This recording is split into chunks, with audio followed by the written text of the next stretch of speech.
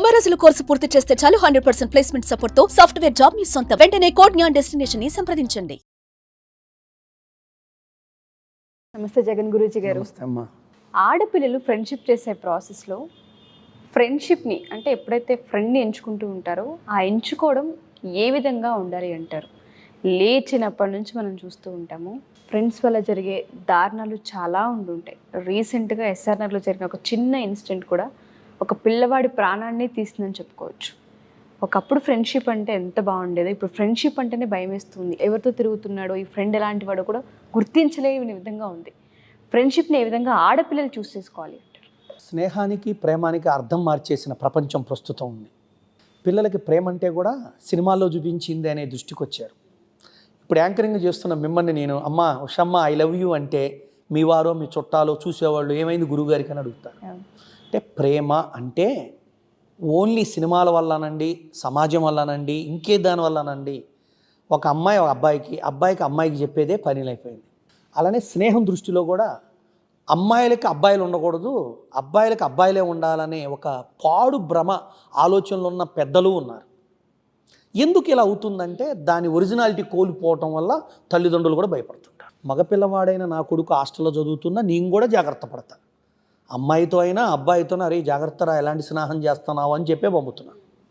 ఎందుకంటే ఒక వ్యక్తి వ్యవస్థలో బాల్య దశలో స్నేహితులు ఒకలాగుంటారు, ఒక యుక్త వయసులో వచ్చే స్నేహతత్వంపై అభిప్రాయం ఒకలాగుంటుంది, ఒక వివాహమయ్యి ఒక వ్యవస్థలో పరిచయం అయ్యే స్నేహితులు ఒకలాగుంటారు. ముఖ్యంగా మనం ఈ యొక్క ఎపిసోడ్లో ఆడపిల్లలకు సంబంధించి ఎక్కువ ఫోకస్ చేసి చెప్పాలని.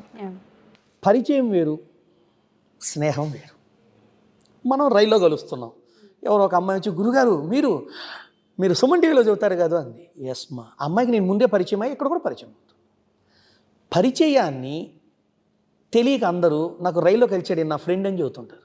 అసలు ఫ్రెండ్ అనే మీనింగ్ చాలా పవర్ఫుల్. స్నేహితుడు లేదా స్నేహితురాలు, ఆ స్నేహం అనే పదానికి విలువ ఇవ్వండి కానీ లింగానికి విలువ ఇవ్వద్దు. ఒక అబ్బాయితోనే స్నేహం చేయగల అమ్మాయితో కూడా చేయొచ్చు. అంటే స్నేహం యొక్క అర్థం తెలియక వాళ్ళు తప్పు ప్రవర్తన చేసి దారి తప్పితే దాన్ని స్నేహం అనే పదానికి అంటగట్టద్దు, ఆ ఇద్దరికి అంటగట్టండి.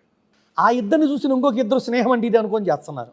అందుకని స్నేహము అంటే నేను ఏ పరిస్థితిలో ఉన్నా, ఏ అవస్థలో ఉన్నా నన్ను తన తుది శ్వాస వరకు స్వీకరించగలిగే స్థాయి కలిగిన మనోపరిస్థితినే స్నేహం అంటారు. సమాజంలో అమ్మాయికి ముఖ్యంగా స్నేహితురాలు స్నేహితుడిని ఎన్నుకునేటప్పుడు మనసును పంచుకోవటానికి, భావాలను పంచుకోవటానికి అనువైనటువంటి సమకాలిక స్థితితో కూడుకున్న విధంగా ఉండాలి. కానీ మన అవసరాలను వాళ్ళు తీరుస్తున్నందుకు, వాళ్ళ అవసరాలు మనం తీరుస్తున్నందుకు మనం స్నేహంగా ఉన్నామంటే అది పడిపోయే స్నేహం. మీరు అవసరాలు ఉన్నారు కాబట్టి నేను ఒక క్వశ్చన్ అడుగుతున్నాను సార్. తెలియకుండానే కొన్నిసార్లు అవసరాలు వస్తూ ఉంటాయి ఆడపిల్లలకి. ఆ అవసరాలని అర్థం చేసుకునే విధంగా ఏ విధంగా ఆ నీడ్స్ని ఫుల్ఫిల్ చేసుకోవచ్చు అంటారు? ఖచ్చితంగా మన అవసరం తీరాలి అంటే ఎవరో ఒకరు హెల్ప్ కావాలి. అది స్నేహితులే చాలా సందర్భాల్లో అవుతుంటుంటారు. అవసరం కోసం వెళ్ళిన ప్రతిసారి కొన్నిసార్లు ఫెయిల్యూరే చూస్తూ ఉంటాం, కొన్నిసార్లు అవమానాలని కూడా చూస్తూ ఉంటాం. ఈ రెండింటిని ఆడపిల్లలు ఎలా ఫేస్ చేయాలి? ఈ అవసరాలే కొంపలు ముంచినాయి అసలుకి ఆడపిల్లల జీవితంలో నేను గమనిస్తుంది. ఎందుకంటే కుటుంబంలో తండ్రి పరిస్థితిని బట్టి అవసరాలు తీరుస్తుంటాడు, ఆపుతుంటాడు, డ్రాగ్ చేస్తుంటాడు. కానీ స్నేహితుడు అనేవాడైతే నిజంగా సహకరిస్తాడు. స్నేహితుడనే పేరు అడ్డం పెట్టుకొని ఈ అమ్మాయిని ఒక అబ్బాయి కాలేజీలోనో స్కూల్లోనో అవసరాలు తీస్తూ తండ్రి చేయలేంది నేను చేస్తున్నాననే స్థాయి గల మాటలు మాట్లాడుతూ తన శరీరాన్ని మానాన్ని వాడుకున్నటువంటి మిత్రులు ఆ అమ్మాయికి సంబంధించిన వాళ్ళు ఉన్న సినిమాలు చూస్తున్నాం, సమాజంలో చూస్తున్నాం, పేపర్లో చూస్తున్నాం మనం. అందుకే అవసరాలు వచ్చినాయి కదా అని ప్రతివాడి దగ్గరికి పోయి ఆడపిల్లలు ముఖ్యంగా ఆడపిల్లలు అంటే ఈ విషయంలో నేను చేయి చాచొద్దు. ఫస్ట్ ఎన్ని సినిమాలు చూసినా, ఎంతమంది హీరోలను చూసినా అందులో కనిపించని హీరో ఎవరు అంటే మీ నాన్న. ఆ నాన్నని గనక మించి ఒక అవసరం ఎవరైనా తీరుస్తున్నారు అంటే ఫస్ట్ అంతరాత్మను అడగాల, ఇది నిజంగా మనతో ఒక సవ్యమైన దిశలో తీరుస్తున్నాడా, ఒక అపసవ్యంగా కోరికను లోపల పెట్టుకొని తీరుస్తున్నాడా అని చూడాలి. ఎవరి అవసరాలైనా అనవసరంగా అవసరం లేకుండా ఆశించకుండా తీరుస్తారన్నది కలికాలంలో నేను నమ్మను. అందుకని ఆడపిల్లలు చిన్న అవసరాలకి క్లాస్మేట్స్తో పోయి అలా అలా పరిచయాలని స్నేహాలని పేరుతో అడ్డం పెట్టుకొని ప్రేమల దాకా పోయి పరిణయాలకు దారి తీసి అవి కొంపల ముంచి నిజంగా పెళ్లి జరిగి బాగా చూసుకుంటే నీ కొంపల ముంచి నీ అన్నం 10 మంది అలా జరిగితే 9 ఫెయిల్ అయినాయి ఉన్నాయి. అది నా దృష్టి. ఇక్కడ ఆడపిల్లల్ని తిట్టట్లా, అబ్బాయిల్ని తిట్టట్లా. మీరు చేసిన పనులు, మీరు నిర్ణయించుకున్న మార్గాలు పరిపూర్ణంగా పూర్తి చేయట్లా. నువ్వు నా లైఫ్ అన్నవాడు బాధ్యతను వదిలేస్తున్నాడు మధ్యలో. కాబట్టి అవసరాలు తీర్చుకోవటానికి ఉపయోగపడ్డ పిల్లల్ని స్నేహితులని చెప్పితే పర్వాలేదేమో కానీ జీవిత భాగస్వాములుగా పరిణయం అంటే పెళ్లి మార్గంగా మరుల్చుకోవటం అనేది అవసరాలే మొదలు కొంపలు ముంచుతున్నాయని చెబుతుంది. ఎవడో ఒకడు ఉన్నాడు XY, ఆ ఆడపిల్ల చదువుకుంటుంటే రోజు పోయి పరిచయం పెంచుకుంటూ వచ్చాడు, అటు చేశాడు ఇటు చేశాడు. ఒకరోజు కష్టకాలంలో అమ్మాయిని ఎక్కడో డ్రాప్ చేయాల్సి ఉంటే ఎవరూ లేక ఇటు తీసుకుపోయి రైల్వే స్టేషన్లో ఎక్కిస్తూ అమ్మాయికి ఏదో ఫుడ్ ఇచ్చి బాటిల్ ఇచ్చి అన్నీ ఇచ్చి పాపం ఫోన్ల మీద ఫోన్లు ఇచ్చి ఆ ఊరు దిగిందాక వీడి అవసరం కోసం ఫాలో అవుతున్నాడు. నిజంగా అమ్మాయి అవసరం తీరుద్దామని ఫాలో కాల, ఈడి అవసరం కోసం ఫాలో అయ్యాడు. అమ్మాయి అవసరం తీరుద్దామని ఫాలో కాల. ఎంత ట్రాన్స్ఫర్ అయిపోయిందంటే అమ్మాయి చివరికి ఒక పెద్ద డాక్టరు తన జీవితాన్ని పాడు చేసుకొని మాయలో పడి తండ్రికి ఎదురు తిరిగి చేసుకొని వాడు ఇవాళ కట్న కానుకల కోసం కొడుతుంటే తండ్రి తట్టుకోలేక డబ్బులు పంపితే చాలా ఇంకా హింసిస్తుంటే ఆ కూతురే తల ఉంచుకొని నాకు డైవర్స్ ఇప్పించున్నాను, నా వల్ల కాదు ఇంకా అంటే తండ్రి చేతులతో ఇష్టము లేని డైవర్స్ ఇప్పించుకొని ఘనత నాకు వచ్చిన కేసుల్లో నేను ఒకటి చూశాను. అవసరాలతో మొదలైంది, డైవర్స్ దాకా పోయింది. కాబట్టి తండ్రి తీర్చినంత బాగా ఇవాళ కాదు రేపు కాబట్టి ఎప్పుడు దాచిన ప్రతి రూపాయి మీకోసమని మర్చిపోకండి. ఇవాళ ఒక్కరోజుకి కాదు, మీ లైఫ్ అంతా ఉండాలని దాచి క్రమ పద్ధతిలో ఖర్చు పెడతాడు. నీకోసం నిన్ను మాయ చేయడం కోసం ఇవాళ రాత్రికి ఉన్నాయని ఖర్చు పెట్టేవాడు నువ్వు ఇష్టపడుతున్నావు. ఇది మార్చండి ఆడపిల్లలు ఫస్ట్. కానీ స్నేహము అంటే అది అమ్మాయి అయినా పర్వాలేదు, అబ్బాయి అయినా పర్వాలేదు, స్నేహంగానే ఉంచండి. స్నేహం విలువ జడగొట్టకండి. ఈ సృష్టిలో ఒకటి ఉంది, స్నేహితులు ఎప్పటికీ ప్రియులు కాకూడదు. అది అయ్యారు అంటే అది స్నేహంతో మొదలవ్వాలి. స్నేహం అనే పేరుతో మొదలైంది. స్నేహితుడు అమ్మాయిని ప్రియుడుగాను మార్చుకోవడానికి ఇష్టపడరు. అది కాదు, కరెక్ట్ కాదు, అది ధర్మం కాదు, న్యాచురల్కి ఆపోజిట్. అది స్నేహంతో ఉండేటువంటి ఫీలింగ్స్ వేరు, ప్రేమ లేదా ఒక ఈచ్ అంటూ లవ్ పార్ట్నర్స్ అవ్వాలనుకునేప్పుడు ఉండేటువంటి ఫీలింగ్స్ వేరు. ఇవాళ సమాజంలో మనం స్నేహితులుగా మొదలయ్యి ప్రేమగా పోయి ఏదో పెళ్లి చేసుకున్న సీన్లు ఊరికి సినిమాలకు పనికి వస్తాయి, జీవితాలకు పనికిరావు. అవసరాలు జీవితాలని పాడు చేస్తున్నాయంటే అసలు చిన్న విషయం కాదు సార్. ఇప్పుడు మీరు చెప్పిన పెద్ద ఎగ్జాంపుల్. ఎంత తండ్రి అవమానపడ్డాడు. ఇవాళ మంచి పోస్ట్లో ఉన్నాడు ఆయన, కానీ కన్నందుకు ఏం చేశాడు? పిల్ల ఆ రోజు తలొంచాడు పోయినందుకు తనలో అందరి ముందు. అంతకంటే ఎక్కువ తలొంచి ఇంటి తలుపులు కనీసం సంవత్సరం మూసేశారు ఎవరు వచ్చినా. కారణం ఏంటంటే ఆయన భావం వద్దన్నా చేసుకుంది, సమాజం నవ్వింది. ఇవాళ నువ్వు వస్తే అంతకంటే ఎక్కువగా మాట్లాడకుండా నవ్వుతుంది. ఏంటి? ఎవరో ఒకడు ఉంటాడు, పోనీలేండి రావు గారు ఇట్లా అయింది, ఏం తప్పులేదులేండి, ఏదో మన మానసిక బలం కోసం అందరూ అట్లా మాట్లాడారు కదా. సొంతోళ్ళు కూడా మాట్లాడరే మన పిల్లలు తప్పులు చేస్తే. ఇంకా మన సొంతోళ్ళు ఎక్కువ ఏలుబెడి చూపిస్తారు. అందుకే తల్లులు మళ్ళా చెప్తున్నా, పిల్లల అవసరాలు ఏందో తెలుసుకోండి. తండ్రి ఏ అవసరాలు తీర్చాలి, తల్లి ఏ అవసరాలు తీర్చాలి, అన్నయ్యో తమ్ముడో లేదా అక్క ఉంటే అక్క ఏ అవసరాలు తీర్చాలి, ఆ చనువు స్వతంత్రత ఎంత ఇవ్వాలి, ఏం చెప్పాలి. ఒక్కొక్క పిల్లగాడు ఉంటాడు, ఆడవాళ్ళ ప్రైవేట్ పార్ట్స్ మీద ఇంట్రెస్ట్ కలుగుతుంటుంది. వాడికి తల్లి దాని గురించి బోధించకపోతే ఆ పిల్లవాడికి సొంత చెల్లెలదో లేకపోతే ఇంకొకళ్ళదో చూడాలని ఉంటుంది, పరిగెత్తాలనిపిస్తుంది, ప్రాకులాడాలనిపిస్తుంది. ఆ భావాలు వాళ్ళు యూట్యూబ్లు తీరుస్తున్నాయి లేదా ఫోన్లు తీరుస్తున్నాయి. ఆ పరిస్థితికి వెళ్ళిన పిల్లలు నా దగ్గర కౌన్సిలింగ్ తీసుకొస్తారు. తల్లి ఏమంటే ఆయనకి తెలిస్తే చంపుతాడని చెప్పలేదు నేను, మీరు వీడిని ఎట్టన్నా ఆ భావస్థితి నుంచి బయటికి తండి, వీడి మధ్య ఆ వీడియోలు చూస్తున్నాడు అని చెప్పి తల్లి తెచ్చిన సీన్లు నేను చూశాను. అందుకే తల్లి అంటే ఏంటో తెలుసా? స్నేహితురాలు. తల్లి అంటే ఏంటో తెలుసా? దైవం. తల్లి అంటే ఏంటో తెలుసా? ఒక ప్రియురాలు. తల్లి అంటే ఏంటో తెలుసా? ఆదరించే హక్కును చేర్చుకునే దేవతామూర్తి. అన్ని విధాలుగా పరిష్కరించి సంస్కరించి సవ్య మార్గంలో పెట్టగలిగే తల్లి పిల్లకైనా కొడుకైనా అన్ని వివరించి విపులించి ప్రియంగా స్నేహంగా వివరించాల్సిన బాధ్యత తల్లిదే. తండ్రి మగపిల్లవాడికి చెప్పాల్సినవి కొన్ని ఉంటాయి. ఇప్పుడు నా కొడుకు నేను చెప్పాల్సినవి కొన్ని ఉంటాయి, అవి నేను చెబుతుంటా. ప్రతి తండ్రి కూడా మీరు డబ్బులు ఇస్తున్నాం అనుకుంటున్నారు, మంచి చదువు చదివిస్తున్నాం అనుకుంటున్నారు, మంచి స్కూల్లో చేర్చాం అనుకుంటున్నారు, AC school, AC bus, food కూడా స్కూల్లోనే అనుకుంటున్నారు. ఈ మానసిక స్థితికి ఇవ్వాల్సిన ఫుడ్ ఎవరు ఇవ్వట్లా? ఆ ఫుడ్ మీరు ఇవ్వాలా? హాస్టల్లో ఇవ్వరు, హోటల్లో ఇవ్వరు, కాలేజీల్లో ఇవ్వరు, లెక్చరర్స్ ఇవ్వరు.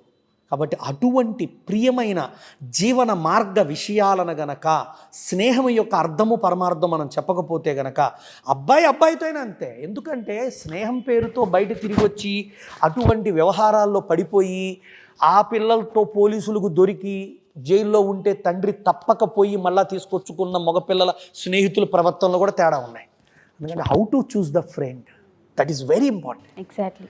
ఏ వ్యక్తిని ఈ నియమాలని చెప్పలేము, ఆ వ్యక్తితో మనం మనని అర్థం చేసుకునేటట్టు, అతనిలో కొన్ని రకాల వ్యవహారికతలు లేని విధంగా, తర్వాత అతనికి ఒక మంచి సృజనాత్మకత, క్రియేటివిటీ ఉండే విధంగా. ఇంకోటి ఆడపిల్లలకి నేనేం చెప్తానంటే, ముఖ్యంగా పిల్లలకు కూడా, ఆడపిల్లలు కాదు, మీరు ఎవరినైనా స్నేహితులు చేసుకోవాలనుకుంటే వాళ్ళని ఫస్ట్ మీ ఫ్యామిలీకి పరిచయం చేయాలి.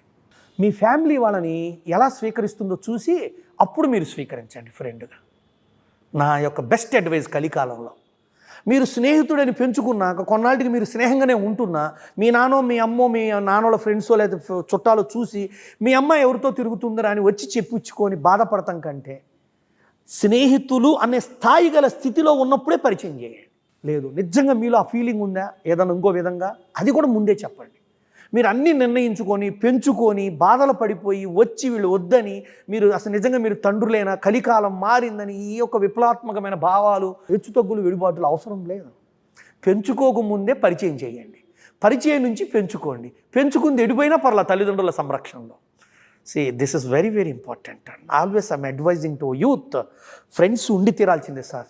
నేను ఒక యోగా గురువుగా కూడా చెబుతున్నా. నా ఫ్రెండ్ ఫోన్ చేసి, ఏమండి జగన్ గురువు గారితో మాట్లాడచ్చా అన్నాడు. ఆయన ఎవరో నాకు తెలియదు అప్పుడు ఫ్రెండ్ అని, నాకు ఎప్పుడో ఇంటర్మీడియట్లో పరిచయం. నేనేనండి అన్న. నన్ను గుర్తుపెట్టారా అన్నాడు. ఎట్లా పడతానండి అన్న. మీ వీడియోలు చూస్తున్నానండి, మిమ్మల్ని ఇప్పుడు నేను అరే అనొచ్చో లేదో తెలియక నేను అండి అంటున్నానంటే నాకు చాలా బాధగా ఉంది, ఫస్ట్ మీరు ఎవరో చెప్పండి అన్న. నా పేరు ఇదని చెప్పాడు. ఓకే పూర్ణ, రైట్. రే నువ్వు నేను మంచి స్నేహితులం 5 సంవత్సరాలు, ఇంటరు డిగ్రీలో. ఇవాళ నువ్వు అరే అనకపోతే నాలో స్నేహతత్వం చచ్చిపోయిందని అర్థం. నా గురుతత్వానికంటే ముందు నాలో నాకు మధ్య వచ్చింది స్నేహతత్వం. కాబట్టి నాకు నా స్నేహితులుగానే కావాలి. మీరు అరే అయిన నా శిష్యుల ముందన్నా నాకు గర్వమే. కారణం, నా గురువు అయినంత మాత్రం మీరు నన్ను గురువు గారు అనాలనుకోవటం మీ అంధకారం, నా అహంకారం. ఈ అంధకారాలు అహంకారాల మధ్య నాకు అవసరం లేదు. నువ్వు నన్ను స్నేహితుడిగా స్వీకరిస్తేనే స్వీకరిస్తా అంటే చాలా థ్యాంక్స్ అని వాడు ఆనంద బాష్పాలతో మాట్లాడి నన్ను అరే అంట మొదలుపెట్టాడు. నన్ను చాలా సంవత్సరాల తర్వాత అరే అన్న పిలుపు నాకు ఒకటి వినపడింది. నాకు అంత స్నేహం అంటే అంత ఇష్టం. నా శిష్యుల్లో కూడా 2 ఉంటారు, నాకు బాగా స్నేహంగా ఉంటాం వాళ్ళతో. నేను ప్రతాప్ రెడ్డి, వేణుగోపాల్ గారు అని ఉంటాం, వేణు అన్నాను అంటాం. వీళ్ళిద్దరు శిష్యులుగా వచ్చారు, నాకు స్నేహితులుగా మారిపోయారు. అంటే నా అవసరమైన, కష్టమైన, మంచైనా చెడ్డైనా నేను ఎలా ఉన్నా, ఒక్కోసారి నా భార్య నడుస్తున్నప్పుడు వాళ్ళు వచ్చారనుకోండి, గురుజీ అని ఫీల్ అవ్వరు. స్నేహానికి ఇవన్నీ అతీతంగా ఉంటాయి. నేను ఒకవేళ తాగాను అనుకుందాం, ఆయన వాళ్ళు స్వీకరిస్తారు. అంటే నిజంగానూ ఒకళ్ళని స్నేహితులు అనాలంటే వానిలో ఉన్న చెడును కూడా స్వీకరించగలిగి సరిచేయగలిగితేనే నువ్వు నిజమైన స్నేహితుడు అవుతావు. అందుకే వేమన అనే అతను చెడిపోతుంటే, ఒక వ్యభిచారి జోలిపోతుంటే, అభిరాముడు అనే స్నేహితుడు తన వ్యభిచారి గృహానికి పోతున్నప్పుడు కూడా తనతో బాగా పోయి ఆ ఇంటి బయట ఉండి బయటకు వచ్చాక, మాన్రా ఏంట్రా నీకు స్త్రీ మోహం ఏంట్రా, ఎందుకురా ఈ వ్యసనాలు నీకు అని చెప్పాడు. కానీ సరిచేయడానికి ప్రయత్నించాడు. కానీ స్నేహాన్ని వదలని గొప్ప స్నేహితుడు చరిత్రలో అభిరాముడు అనేవాడు ఒకడు ఉన్నాడు.